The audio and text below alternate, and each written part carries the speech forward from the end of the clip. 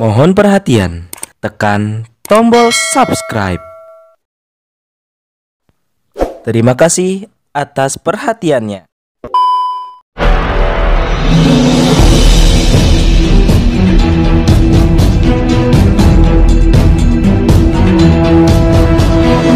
Saya Yasin Muhammad, driver online Depok.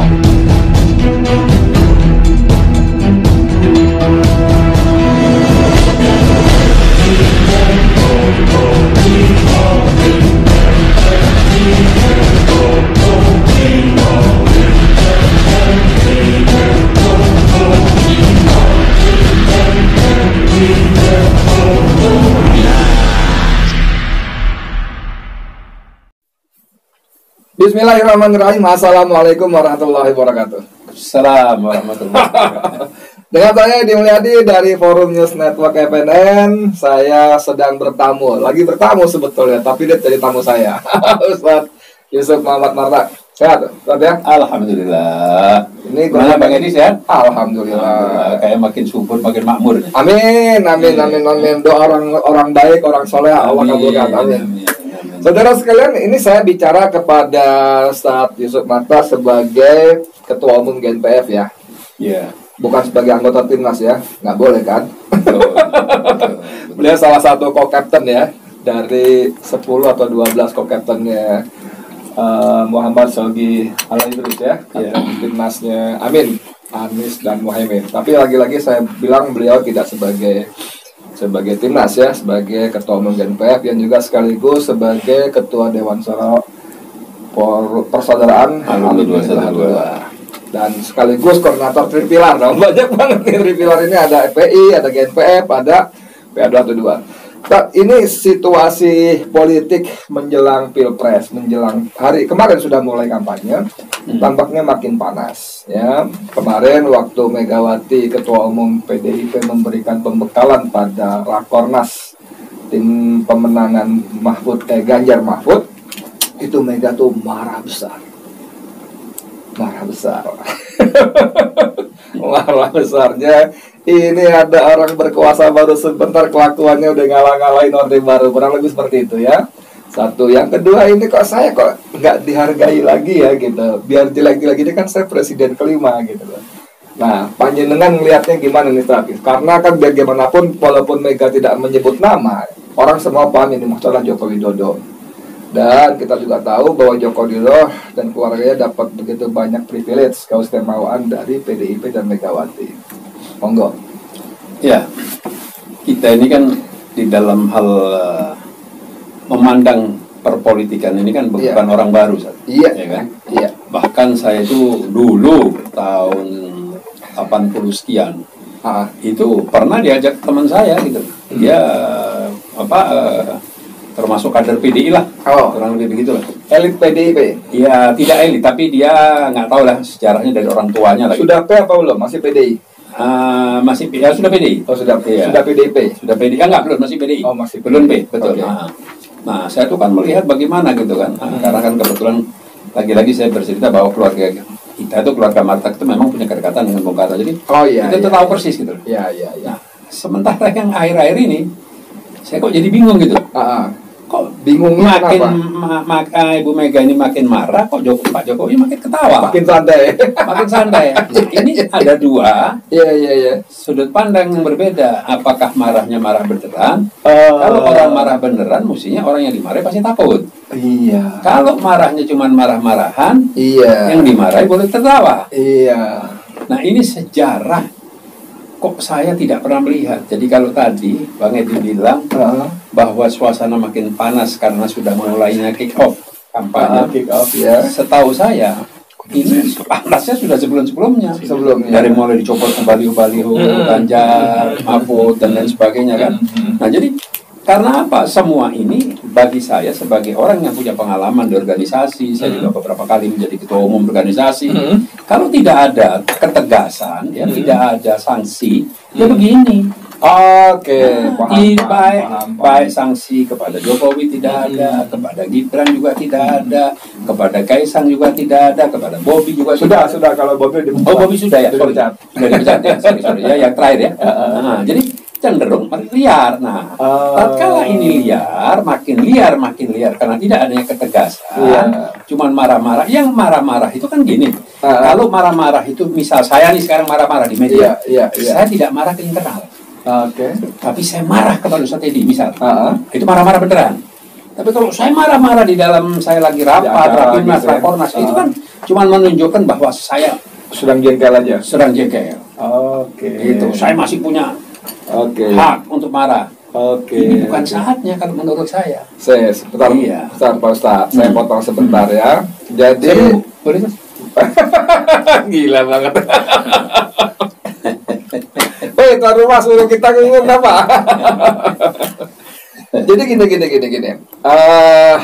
Soal marah-marah langsung apa di forum, tapi media ini saya ambil dari bisnis.com ya, tanggal 28 kemarin, judulnya Kode Keras Megawati, genderang perang dengan Jokowi ditabuh. Jadi memang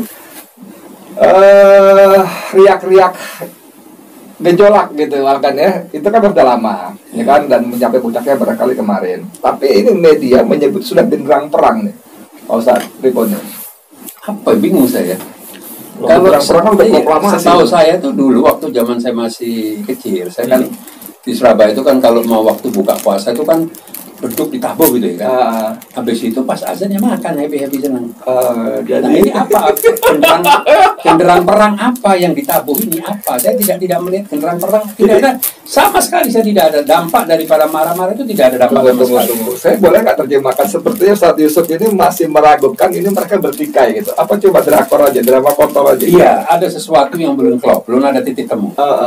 Iya kan, marah itu nanti akan reda tatkala keinginannya sudah dipenuhi. Nah, mungkin menurut saya ya, saya tidak underestimate dalam apa yang dilakukan oleh Bu Mega, tapi kalau merasa kayak ada sesuatu kontrol yang hilang, yang lepas. Kenapa? Kok nggak nurut? Ya kan. Nah, yang lucu lagi, seorang sekjen ini bukan malah bisa mengimbangi, menjaga marwah organisasi, malah ketakutan dulu, nangis, mencret-mencret, mewek.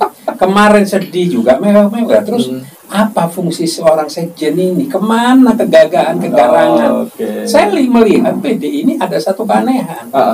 Tatkala menyerang, wah vokal, galak sekali. Tapi begitu diserang, kayak seperti pertahanan porak-poranda kalau di dalam sepak bola. Itu. Jadi sebentar. Ini menarik. Tadi Ustaz Yusuf dalam pengantarnya mengatakan karena tidak ada ketegasan, ya kan? Walaupun Bobby disikat juga akhirnya, tapi kepada kutip istilah saya biang masalah. Jokowi-nya gitu, anaknya dua ini tidak ada tindakan. Jadi memang bicara soal marwah organisasi ya. Ya, sekarang contoh Ustaz. Misal nih sekarang ini, hari ini diambil tindakan kepada Gibran, kepada Kaisang. Dampaknya ada. Mereka sudah ngambil sikap lebih dulu dari PDI. Jadi Bobby diberi sanksi, wah malah senang Bobby, bebas langsung dicalonin. Yang setahu saya rencana atau sudah dicalonkan oleh Golkar untuk maju gubernur Sumut. Jadi apa sekarang ini? Jadi udahlah, nggak usah berhalusinasi, drakor atau apalah istilahnya orang-orang sekarang ini, nggak usah. Bukti nyata saja. Buktikan. Perintahkan mundur semua. Tarik menteri-menteri kabinet. Saya anggap itu mendekati serius, belum serius. Itu menteri itu posisi nyaman, Sudah di Ufuk Timur saat ini. Sudah di Ufuk Timur, sudah sebentar itu terus. Jadi kalau ini semua tidak dilepasi kekuatan-kekuatan ini, berarti kan masih makin kuat dan makin dominasinya makin kuat. Iya, tapi kan menteri bisa ngumpulin pundi-pundi keperluan pilpres. Waduh, saya nggak tahu tuh kalau saya nyaman itu bisa dia tukang beruk. Sekarang gini ya. Setahu saya BD itu nggak demen yang gitu-gitu. Loh, ya oke lah, katakanlah. Buktinya Juliari Batubara tawa-ketawa dulu. Udah, kita mau kejebak wah. Sorry ya, saya mau ulama ngomongnya kasar-kasar tapi biar enak lah gitu ya. Ini benar kan sosok yang dihormati tapi kita bercanda kakak-kakak. Maaf, ketelepasan. Jadi gini Tat.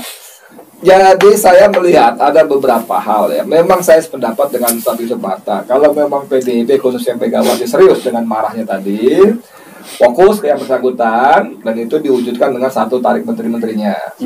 Mungkin bisa belajar mengulang sejarah ketika Ginanjar dengan 14 menteri lain serempak mundurkan diri dari Pak Harto goyah lingkungan. Tapi kan mereka cuma berlima kalau nggak salah menteri PDIP ya. Kalaupun begitu ya Jokowi dengan gampang sambil untuk partai kan suruh Yadi, suruh Indra jadi menteri pengganti kan gampang dan buat Jokowi tidak ada masalah.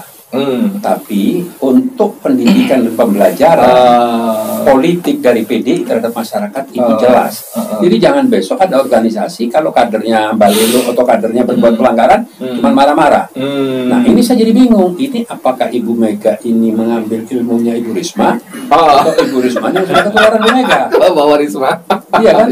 Sedikit-sedikit marah-marah. Ini nggak ada waktunya marah. Kertas ambil, suruh ketik, sign tanda tangan, pemecatan. Itu baru seorang petugas partai dipecat oleh pemberi tugas. Saat ini memang soal pecat-memecat PDIP ini kan sudah ada sejarahnya. Budiman Sujatmiko dipecat. Waktu dia mendeklarasikan Prabowo Budiman, ya kan? Langsung dipecat. Bahkan kader yang sangat setia yang namanya FX Rudi itu ditegur sangat keras. Sangat keras, yang sekali lagi harus dipecat. Itu 45 tahun di PDIP ketika dia lebih awal mendeklarasikan mendukung Ganjar sebagai capresnya PDIP. Keras banget kan. Cuma memang seperti kata Ustaz Yusuf Marta tadi, kenapa kepada Jokowi itu lembek betul, padahal kesalahannya jauh lebih berat dibanding kader-kader yang lain. Pertanyaan saya, apakah karena Jokowi adalah presiden walaupun petugas partai tapi presiden? Yang pertama. Yang kedua, seperti kata si sekjennya Hasto, bahwa semua ketua umum partai ada kartu truf yang dipegang untuk menekan. Apakah ini termasuk Megawati pun punya kartu truf yang bisa dimainkan oleh Jokowi sehingga Megawati seperti gamang tadi? Kalau bicara kartu truf, semua pasti punya kartu truf. Kalau bicara putih mulus, dua-duanya tidak mungkin mulus. Asli putih, ya kan? Belang belonteng mungkin. Pertanyaan sekarang, kenapa harus mengangkat kekecewaan seperti zaman Orde Baru? Kalau saya melihat waktu zaman Orde Baru, PDI Ibu Mega didalimi, itu masih logis. Kekuatan bukan kekuatan kadernya. Kekuatan adalah presiden yang berbeda, kabinet yang berbeda, pemerintah yang berbeda. Itu logis. Ini kadernya yang dijadikan, kok tiba-tiba malah kuyo-kuyo yang menjadikan. Kalau kata bahasa Betawi ngelunjak ya. Ngelunjak itu. Nah, akhirnya timbul pertanyaan. Saya merenung, ini jangan-jangan karena mungkin mau di Jokowi mau unjuk gigi bahwa saya bukan jadi presiden karena nggak bisa. Sorry Jokowi nggak bisa kalau itu. Sejarah menunjukkan dia maju dengan semua itu lewat tiketnya PDIP. Karena Pak Jokowi adalah kader PDIP. Itu menjadikan sesuatu keputusan strategis dari orang-orang yang membopong Jokowi dari Solo. Siapa yang membopong? Kalau tidak salah, yang ada di video itu adalah Hasyim Yoyo Hadikusumo yang katanya pernah mengeluarkan duit, saya lupa 20 apa 2 miliar. Di situ kalau nggak salah ada isu Luhut, Panjaitan, LBP dan lain sebagainya. Jadi PDI mau tidak mau hanya mengendorse. Nah, selama ini Jokowi mungkin sabar. Istilahnya kalau orang Jawa bilang mikul dur mendem jero lah, kata Soeharto dulu, almarhum, ya kan? Nah sekarang waktunya dia sudah menunjukkan saya bukan petugas partai. Tapi saya adalah pengendali partai. Jadi saya sorry banget deh kalau saya bercandain ini. Sekarang nih Ustaz Yusuf Marta ini ketum GNPF apa jubir Jokowi? Karena beliau secara tersirat dia kan, woi enggak gitu, memang tiket dari PDIP, tapi yang bawa itu Gerindra, Hasyim dan Prabowo, makanya itu nempel ke situ.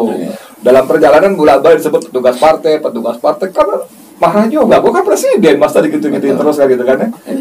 Enggak, gue bisa gitu ya. Jadi Jokowi, bukan Jokowi, mungkin saat itu PDI mikir loh, kalau kita tidak mengendorse melalui PDI, malah bukan jadi kader dia, jadi gubernur dan jadi presiden. Tapi ya siapa yang menjadikan gubernur, siapa yang menjadikan presiden, Oh. yang membopong dan yang mengusulkan. Oke. Termasuk ada Nasdem dan lain sebagainya. Mau tidak mau PDI ngikut kepada Jokowi, bukan Jokowi ngikut Wah, PDI. ini Gitu. analisis baru. Cuman yang kita karena baru dengar. perbedaan antara Ibu Mega dengan Pak Jokowi ini kan, Jokowi kan orang Solo. Iya, Iya kan? Iya. Ah, kalau nusuk nggak dari depan. Pelan. Geng, Nah, gitu. ini kalau saya bilang ini bahaya. Ini bahaya buat PDI. Gitu ya. Kalau saya jadi Bu Mega, sekjen saya ganti dulu pertama. Oke. Pasang Bambang Pacul. Bambang Pacul kan punya banyak pasukan. Oke. Pernah di video. Saya lupa lagi saya cari videonya. Oh. 10.000 pasukan apa? 10.000. Lupa saya jumlahnya. Kemana itu pasukan semana? Itu kemana pasukan itu? Oke. Itu, Iya. apakah video-videoan atau apa saya nggak ngerti gitu. Oke. Saya jadi bingung soal PDI ini kita takutin. Iya kan? Iya. Seperti dulu ya. Iya. Yang berani sama PDI itu kan cuman Ustadz Edi Mulyadi. Enggak. Bakar satu-satu. Kebasan. Jangan disebut. Nanti inget lagi. Oke, enggak gitu.